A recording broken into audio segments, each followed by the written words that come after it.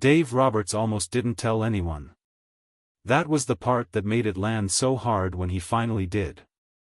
Not the words themselves, though the words were enough. But the fact that he had been carrying them since the 7th inning. Through the final out. Through the handshakes on the field. Through the walk from the dugout to the tunnel to the manager's office where he sat alone for a few minutes before the reporters arrived. He had been carrying them the whole time. Turning them over.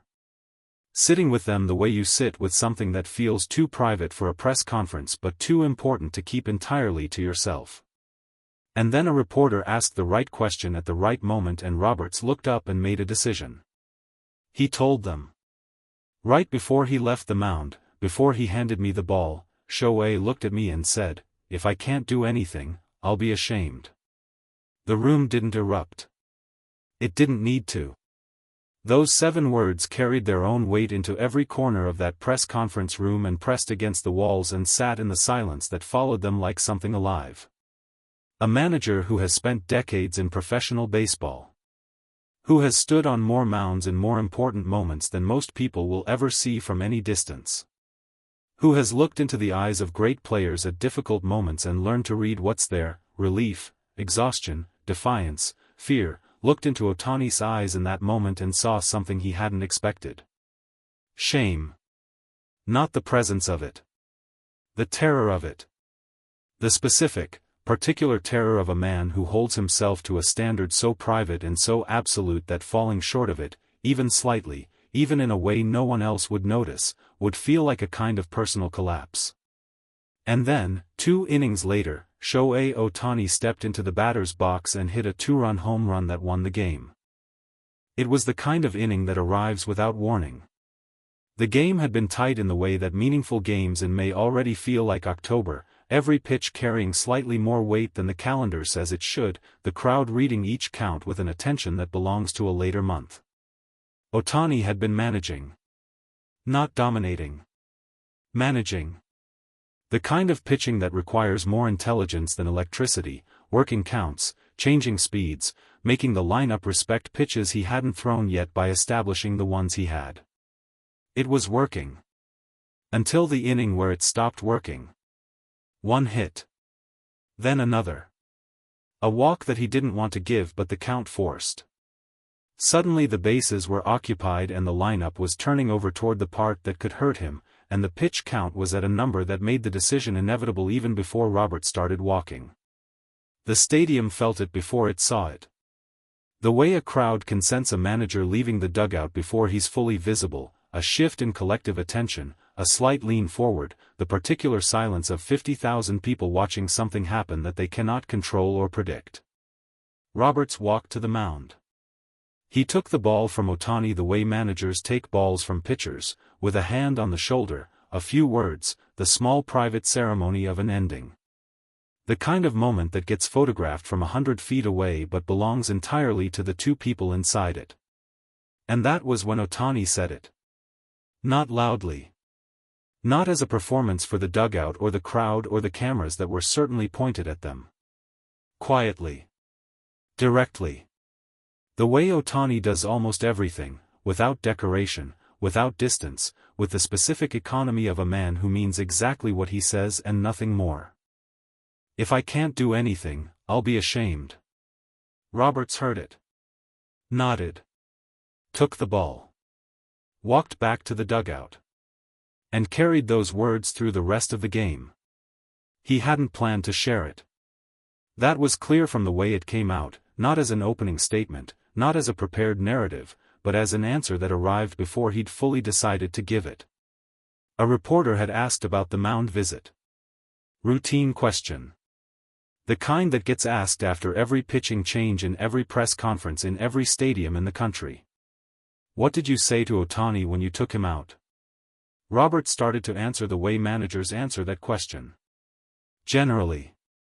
Professionally. The language of in-game decisions and bullpen management and protecting a starter who has given you everything you're going to get from him tonight.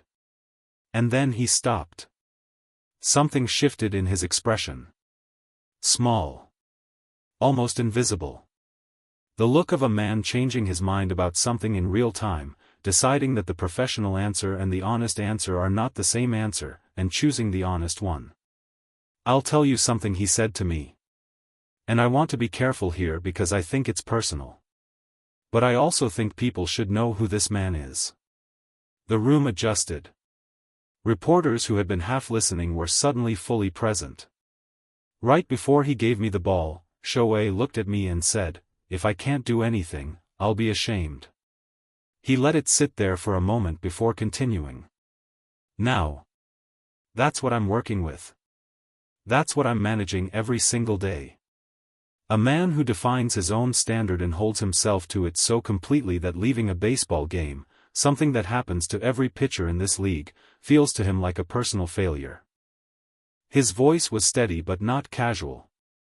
This wasn't a manager telling an amusing anecdote about his star player. This was something closer to testimony. I told him, "You gave us everything tonight. You put us in position to win. The rest is ours to finish." He paused. And then he went and finished it himself anyway. When Ohtani stepped into the batter's box in the 7th inning, he was no longer the pitcher. That part of the night was done. The mound was someone else's responsibility now. The bullpen had taken the handoff and held it, and the game was still where it needed to be, close enough that one swing could change everything. One swing. He worked the count with the same patience he brings to everything. Not passive patience, active, predatory patience. The kind that makes pitchers uncomfortable because it suggests that the hitter knows something they don't yet, that he's waiting for a specific moment that only he can see arriving. The pitcher made a decision. Whether it was the wrong decision or simply the inevitable one is the kind of question that gets answered differently depending on which dugout you're sitting in. He threw the pitch he threw. Ohtani's hand started. The sound of it was immediate and complete, the kind of contact that doesn't require watching the flight of the ball to understand what has happened. The crowd understood it before the ball cleared the wall. The pitcher understood it. Both dugouts understood it. 2 runs. Dodgers ahead. Ohtani rounded the bases the way he always does, without theater, without performance, with the quiet efficiency of a man completing a task he had assigned himself some time ago and is only now finishing. He touched home plate. His teammates met him. The stadium was as loud as stadiums get.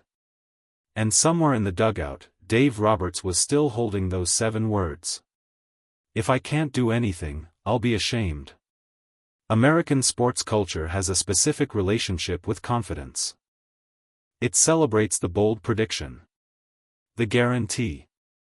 The athlete who stands in front of cameras before the biggest moment and says, "Watch what I'm about to do." There is a long and honored tradition in this country of the performative belief, the declaration of certainty that is itself part of the performance, that lifts the crowd and pressures the opponent and tells the world that this person has decided the outcome already. What Ohtani said on that mound was almost the opposite of that tradition. He didn't say he would be great. He didn't say he would come back and win the game. He said that if he couldn't contribute, if he left that mound without doing enough, he would carry the weight of that privately, internally, in a place that has nothing to do with cameras or crowds or the opinion of anyone in any press conference room. The shame he was talking about wasn't public shame. It was the specific, quiet shame of falling short of the standard you have set for yourself alone.